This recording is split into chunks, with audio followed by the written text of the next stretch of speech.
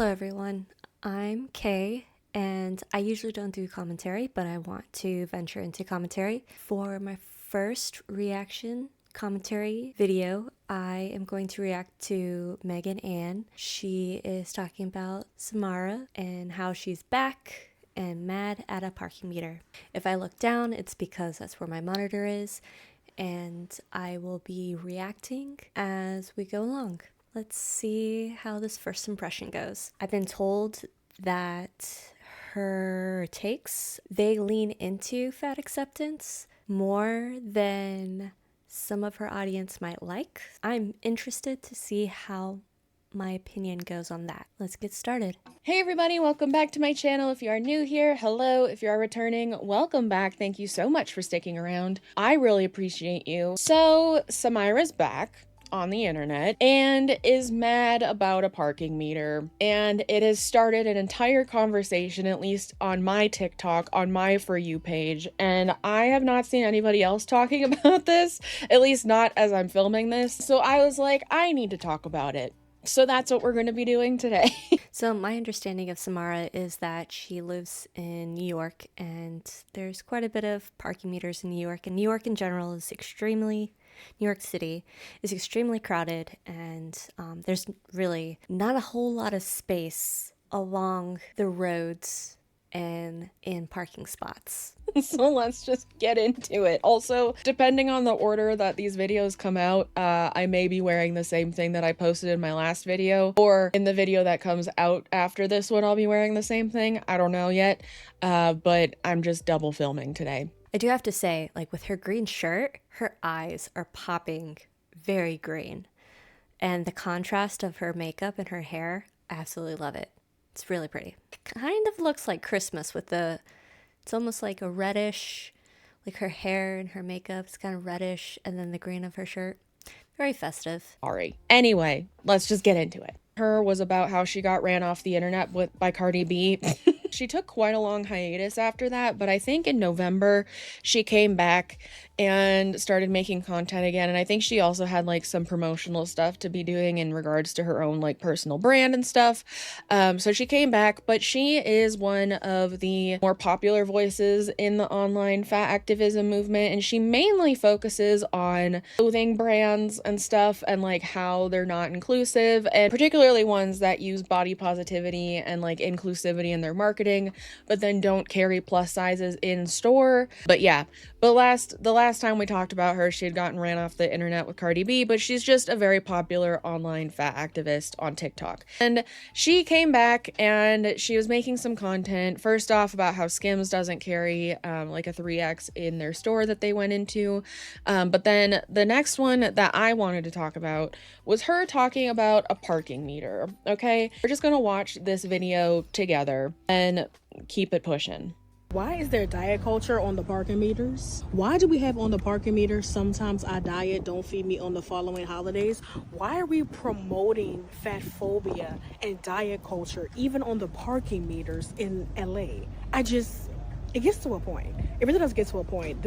I really thought this was going to be New York. LA is, so I remember going back and forth between like New York City area and Palm Springs, California area.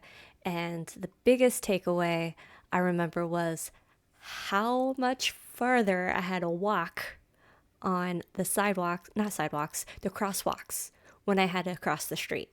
Because in New York, the streets are so narrow, and then in Palm Springs, it felt like I was walking a mile just to walk across the street. Fun fact about the two distances. I don't know if LA is as dispersed as Palm Springs is, or if it's extremely congested and crowded like New York City is.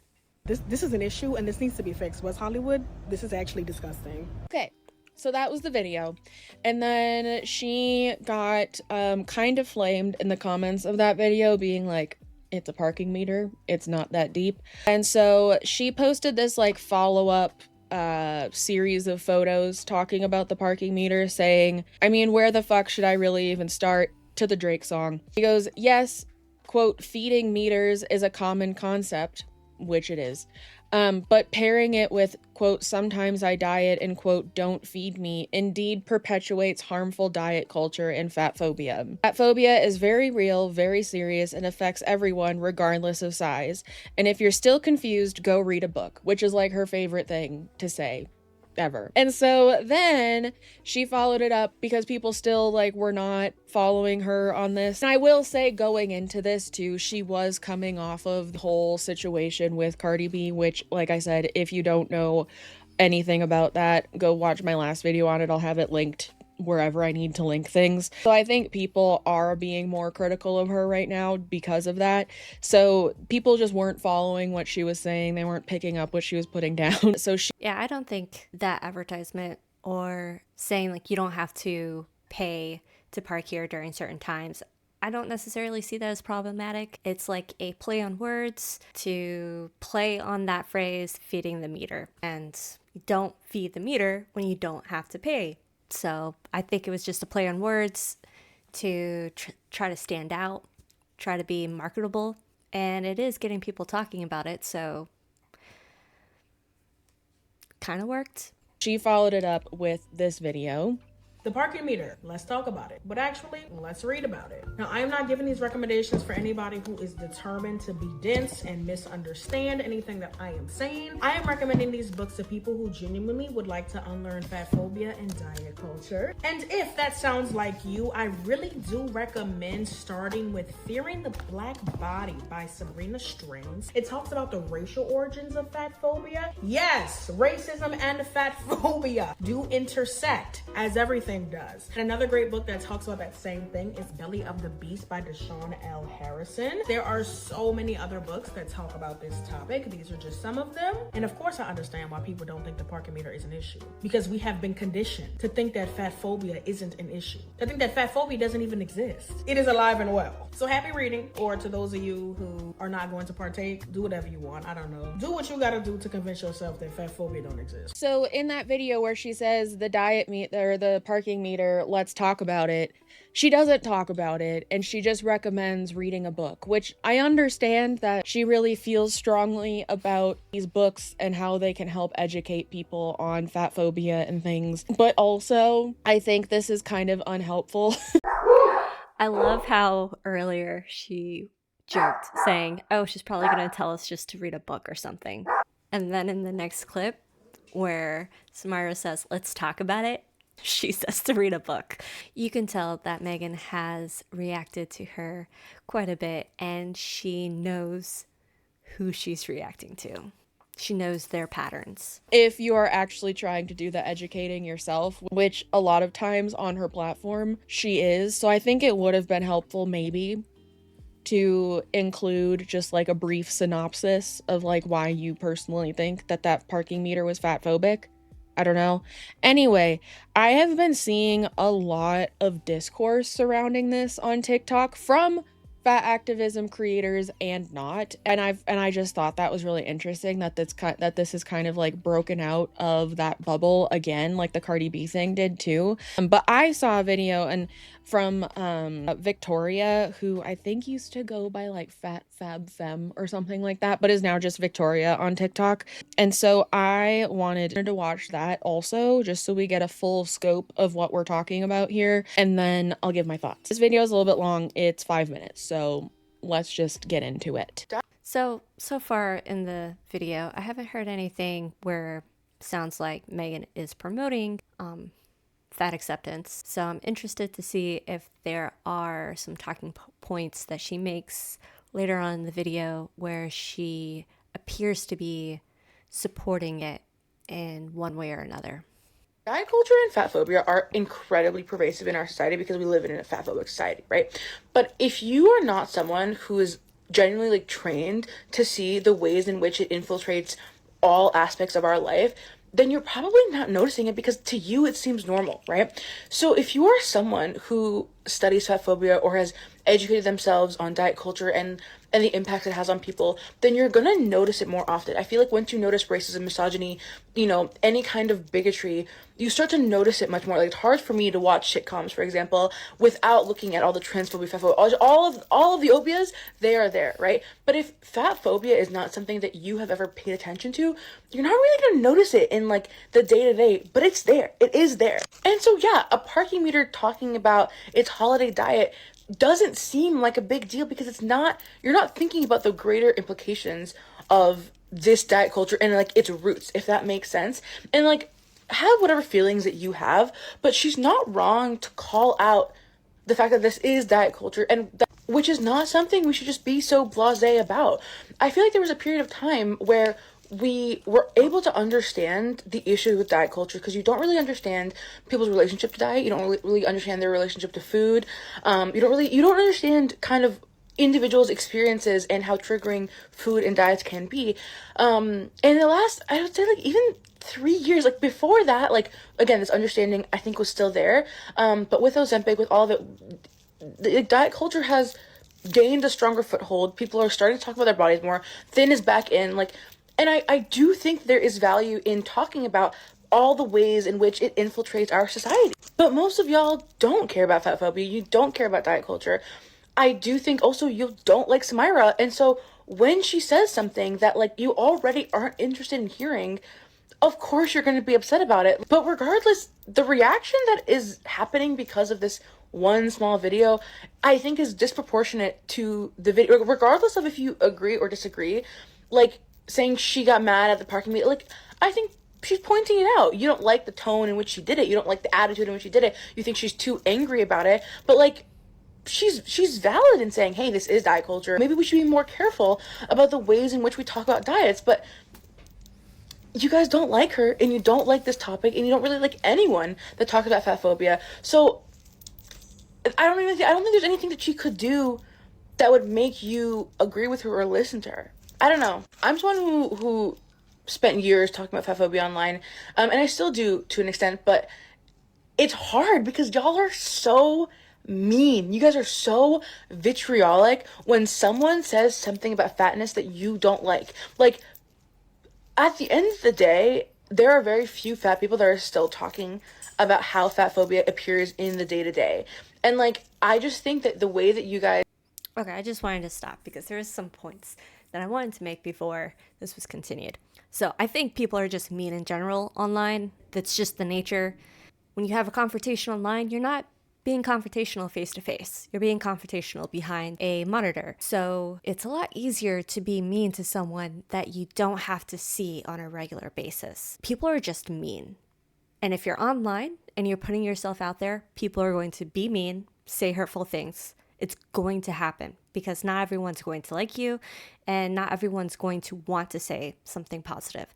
Some people just enjoy being mean and they enjoy not having any negative repercussions for being mean. And online, you can do that because what is someone going to do if you leave a mean comment? They're going to have a lot more actions towards themselves than they will towards that commenter. And that's just how the internet seems to work. Also, she had mentioned that there appears to be less fat creators talking about fat acceptance.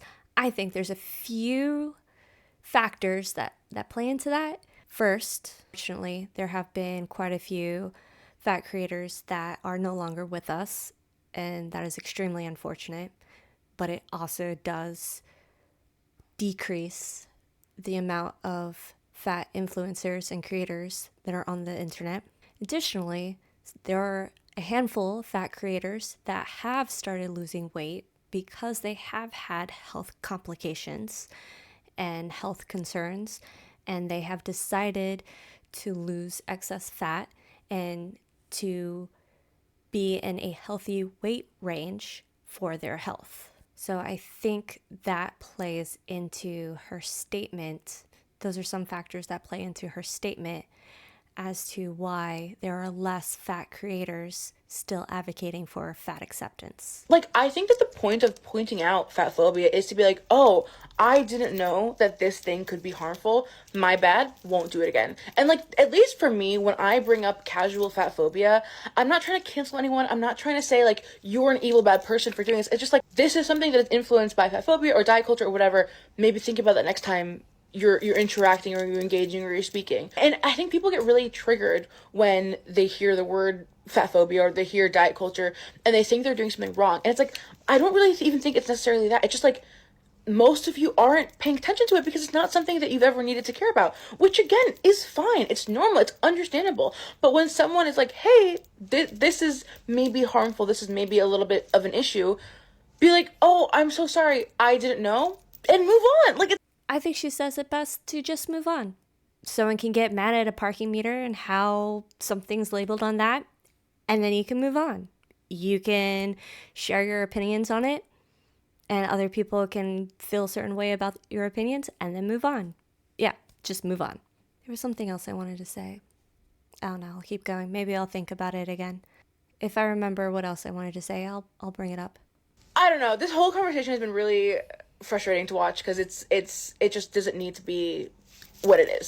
So that was Victoria's take on everything, and I wanted to put hers in here because I have talked about her on the channel before, and I want to talk about her video first and then go into kind of my overall thoughts on the parking meter situation. In terms of Victoria talking about how people respond to fat people saying certain things are fat phobic, I do agree to a certain extent, and I always have, that fat people are like kind of infantilized in society for some reason. And I think when someone hears somebody say that something is fat phobic, they just immediately like don't take it seriously. And to a point, I understand that because I think a lot of the ways in which fat phobia is talked about specifically online and specifically on TikTok, a lot of times it's being equated to things like homophobia and racism and all of those things, which like, does intersectionality exist?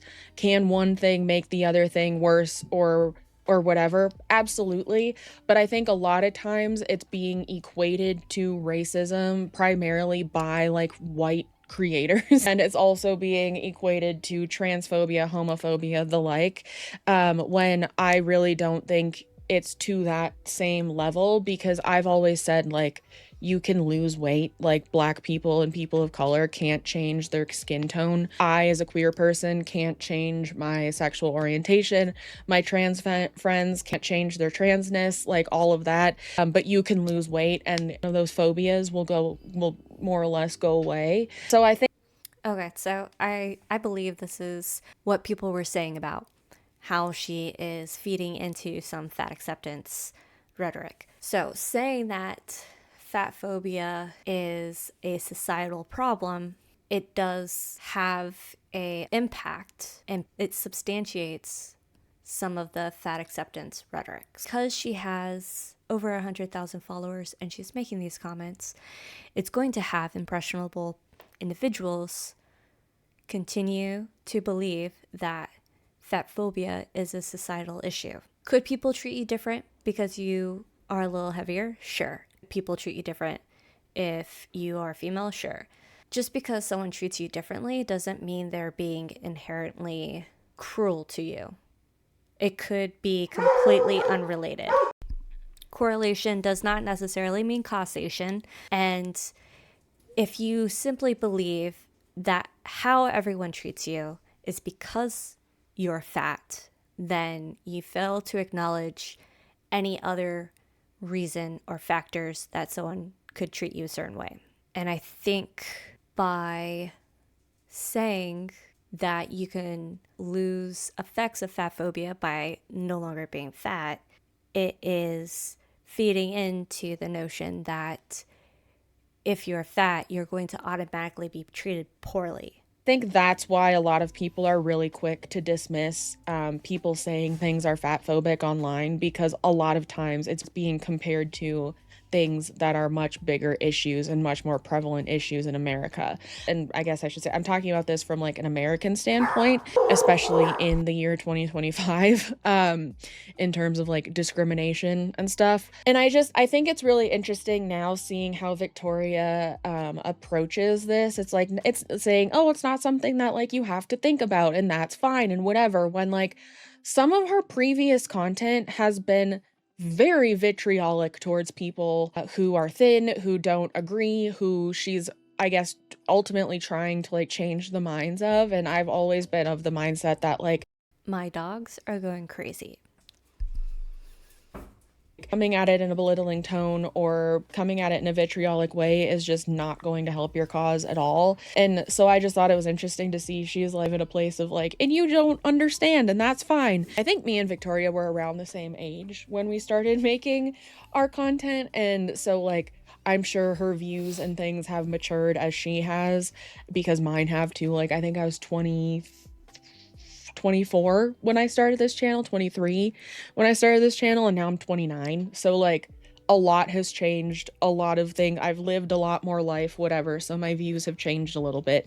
So that could be why. But I just thought it was interesting to see that. A lot of people's immediate dismissal of people saying things are fat phobic has a lot to do with how that conversation goes online just in general, and like I said, the things that it's compared to and whatever. But also I think it could have a lot to do with the people who are talking about it and like how they talk about it, because like in my fat activism reactions and stuff, so many comments of people who have never seen this kind of content in their life, but then are shocked by like how much of a belittling tone so many of the creators who are like trying to educate people come at it with. And so I think the conversation around it surrounding fat phobia has, I think people have a bitter taste in their mouth surrounding the conversation of fat phobia because of the way the activists online talk about it. I think even Okay, so I think this is another, possibly other statements where it appears that she is a fat acceptance sympathizer.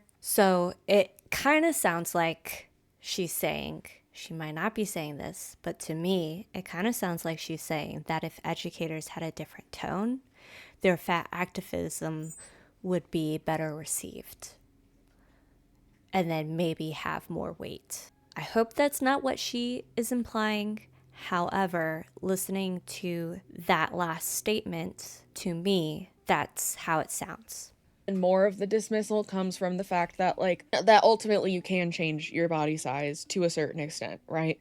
If you want to. Is there a lot more nuance and stuff to that idea? Absolutely. But like ultimately, if you are just like an average Joe Schmo kind of person, you can try and change if you're really that unhappy with how you're being treated because of it. So yeah, I just wanted to start with those thoughts on Tori's video about this, but I want to talk about the parking meter and then like the front half of Victoria's video talking about the parking meter and stuff, because honestly, I'm going to be so real with you guys here.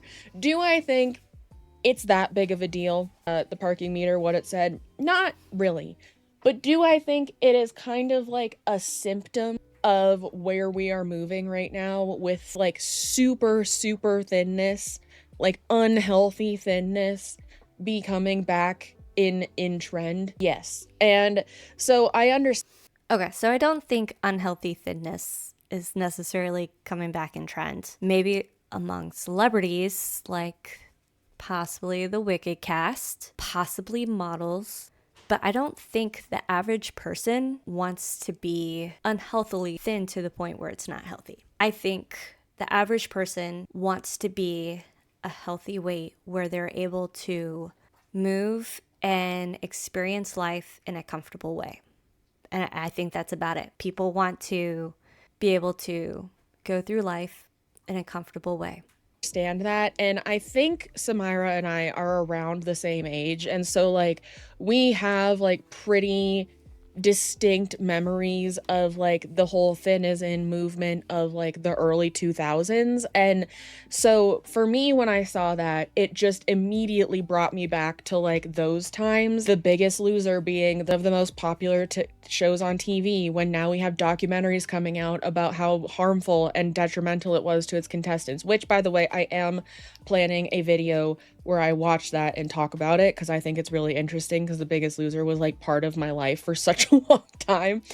It brought me back to those days, like where the diets people were like such a common conversation in school, in workplaces, on TV, stuff like that. And so I think with the whole thin trend coming back, I can understand why Samyra was like, oh, you know, like, why is this necessary? And it also is what she built her platform on, right? Like, calling these things out. So, like, it makes sense to me that she made a video about it. I do think this was met with more hate and vitriol just right off the rip, because it is Samyra and a lot of people don't like her as a creator. To Megan's point, Samyra, yeah, you can make content about anything. You see that the sky's blue, you can make a content about that. You see a sunset, you can make a content about that. You see a shell on the beach, you can make content about that.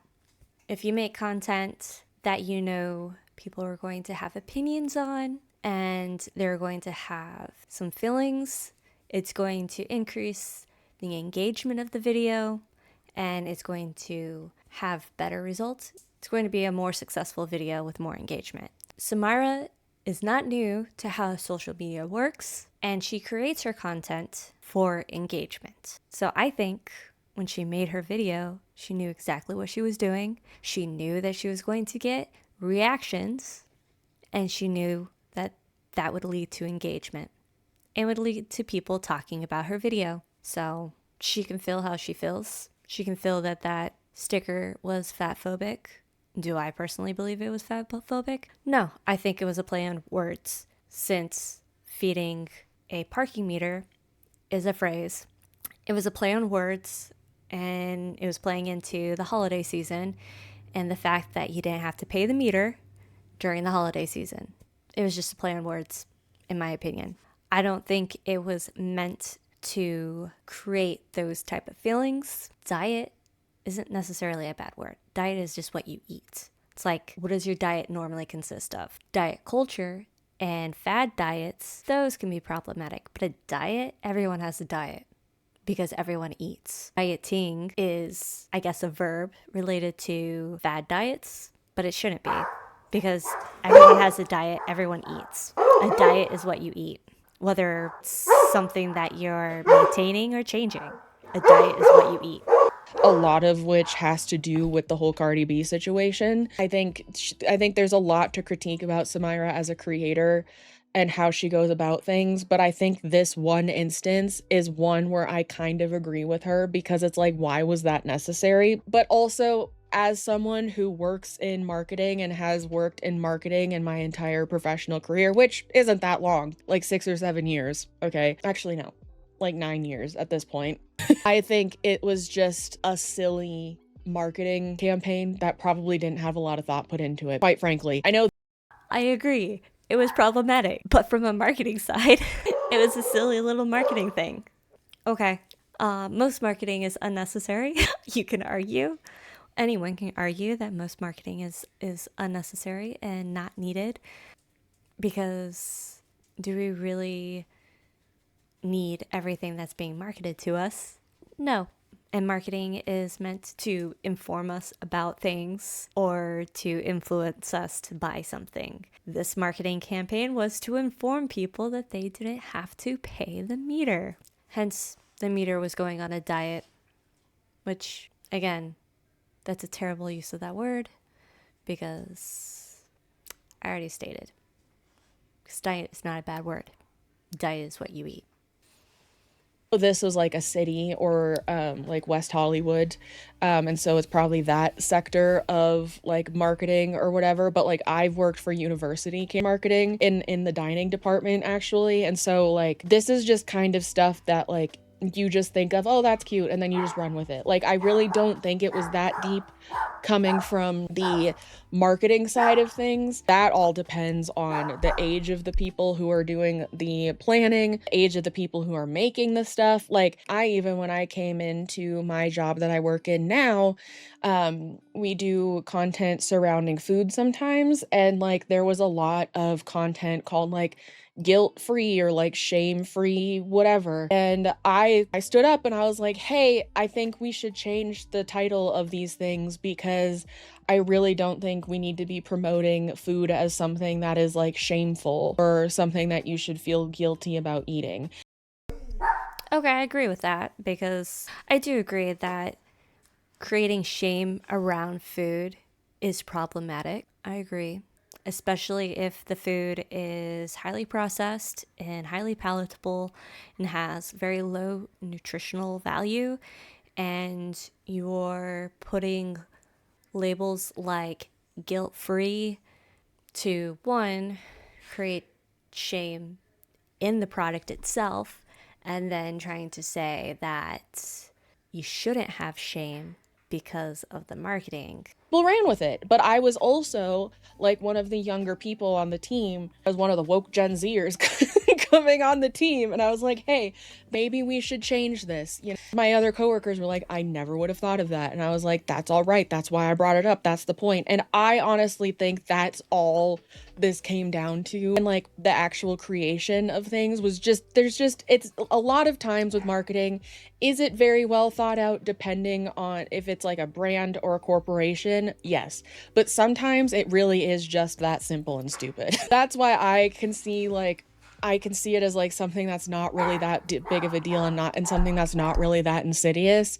But I also can understand why Samyra felt the need to point this out, and I can also kind of agree with her on it, because it does like kind of trigger you to go back to early 2000s thin, and if you are a fat person who's already like triggered by that coming back in 2025, when you Okay, I remember what I wanted to say earlier. So I remember what I wanted to say. I fully believe that we are responsible for our own triggers. We're responsible for how we choose to respond. Responding is better than reacting, because responding means that you're taking the time to make deliberate choices, while reacting is quick and immediate. I am not responsible for your triggers, and you're not responsible for my triggers. We're responsible for how we react, how we choose to respond, and for our own triggers. That's no one else's responsibility. You thought that we had kind of escaped it, and now it's like it's very much coming back, especially in Hollywood. So the fact that this was in West Hollywood, I can understand that whole combination as well. I can't even imagine like in LA and Hollywood, like how bad it is. If I've seen the rise of diet culture that's actually toxic and stuff, even in Denver, like marketing that I see in Denver, it's not just an isolated thing, but I can only imagine how much worse it is in places like LA and Hollywood and whatever. So if you're a fat person like Samyra who's already talking about that, I understand why she made this video and why she was mad about it. Do I think it was really that big of a deal? No. But did it open up an interesting conversation? Yeah, because I remember shit like this being everywhere in places that it absolutely did not need to be back in the early 2000s. And so I understand why it's something to raise alarm about now, because nobody did back then. At least I was too young to remember. And it brings me back to like when Jessica Simpson was like a size 12 and tabloids just ripped her apart. And I think she had just had a kid or something like that. And it reminds me of that. But at the end of the day, it is also just a parking meter, and it also was probably just something so simple and stupid on the marketing side of things, because also as someone who works in marketing, I'm like, a holiday diet doesn't really make any sense. Like a holiday diet of not eating doesn't really make any sense, because like people eat too much on the holidays. Like that's the whole thing. If I was on that team, I'd be like, that doesn't really make any sense, because people eat too much on the holidays. That's like the issue that a lot of people have, you know?